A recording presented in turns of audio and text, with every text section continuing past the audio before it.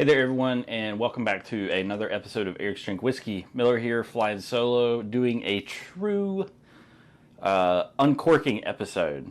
I'm a huge Maker's Mark fan. I'm a real big fan of the wood finishing series. The 2020 wood finishing series was great. I missed out on the RC6, which was 2019, but I love their barrel program. Just really, really good drinking whiskey.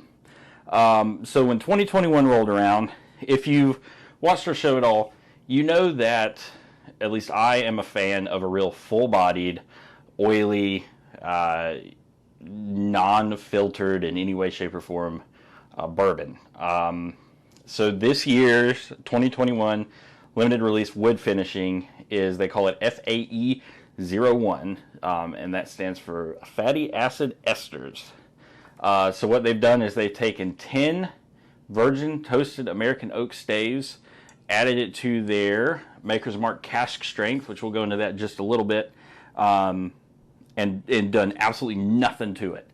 So this is straight from the barrel. This is non-chill filtered to preserve all of those esters that come out of that oak that give whiskey such a good flavor. I'm so freaking pumped about this. I'm going to go ahead and open it, pour a glass, and then talk a little bit more about what makes Maker's Mark Maker's Mark. How you know it's real? I'm tearing the wax off.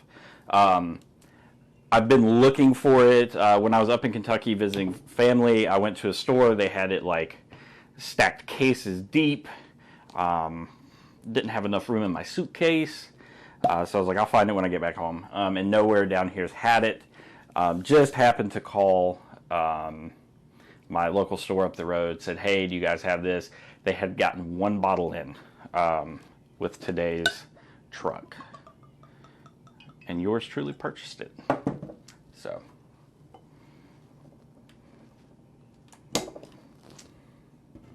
Get it back here so everyone can see it. All right. So Maker's Mark. Maker's Mark is a wheated whiskey, or wheated bourbon. There's two accounts of the legend of how Maker's Mark came to be. We've talked about this in a Maker's Mark episode. One is that Mr. Samuels baked bread with different mash bills until he arrived at a flavor profile that he liked, and that's what he used for his first batch of Maker's Mark. The other legend is it came from a gentleman named Van Winkle, who we all know went down in history as having, the most sought-after bourbon probably of all times, and that's Pappy Van Winkle. So wherever it falls in there, it is a wheated bourbon. Wheat is the second grain instead of rye.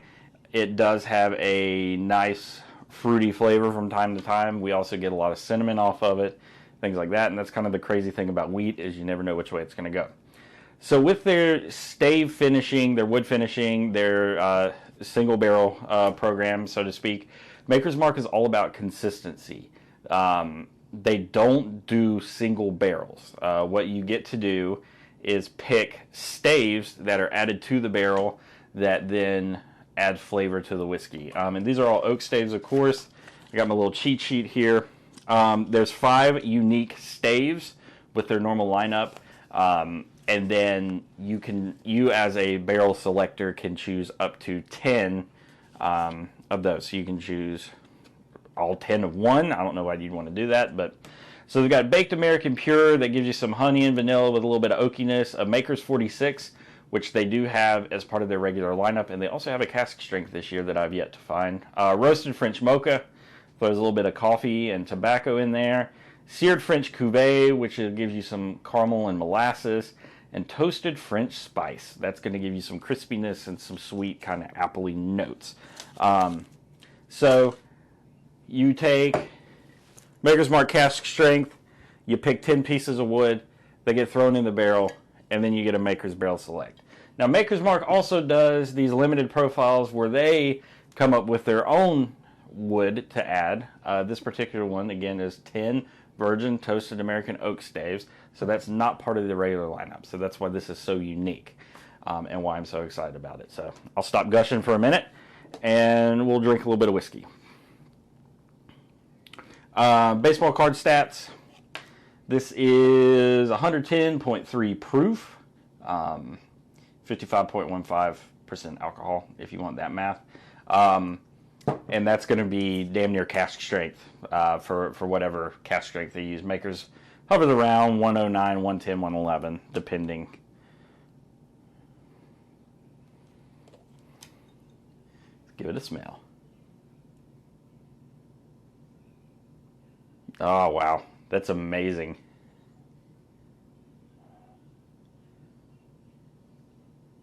I'm so used to like the typical Makers kind of juicy, fruity, caramely, molassesy.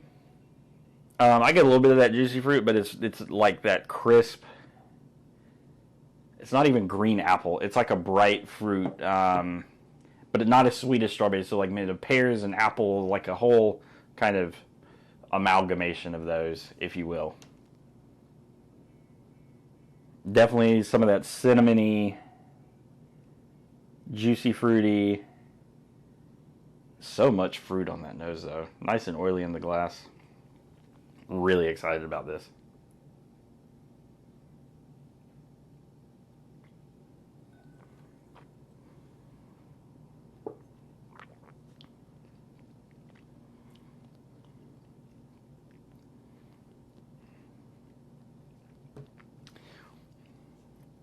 That is a mouthfeel that doesn't disappoint.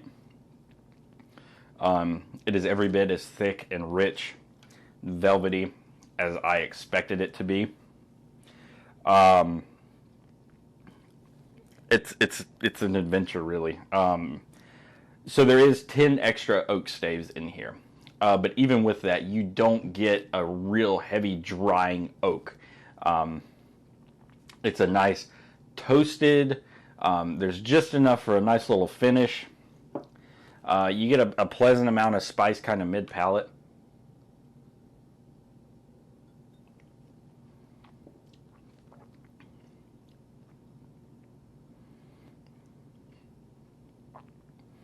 Definitely that initial sweetness, that thick brown sugary, almost a creme brulee like sweetness. Really just goes into. It's got a flash of that fruit that we got on the nose. The palate side of it is more akin to a green apple. The nose was kind of nondescript, crisp fruit. And then it goes into that nice oak. This is a very, very nice. It's not too sweet. I've had some cask strength wheaters that were definitely a dessert whiskey. They were very sweet. They were very good, but they were very sweet. This is not. This isn't going to leave you feeling sick. But also it's not oaked to the point that you're going to need to reach for a glass of water. It's just such a nice drinking whiskey. Wow.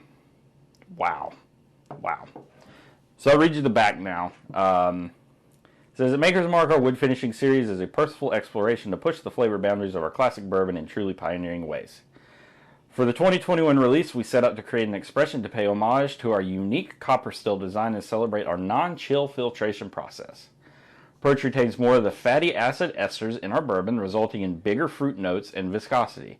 This process is so important to the overall taste of Maker's Mark that we created two expressions to pay tribute to this.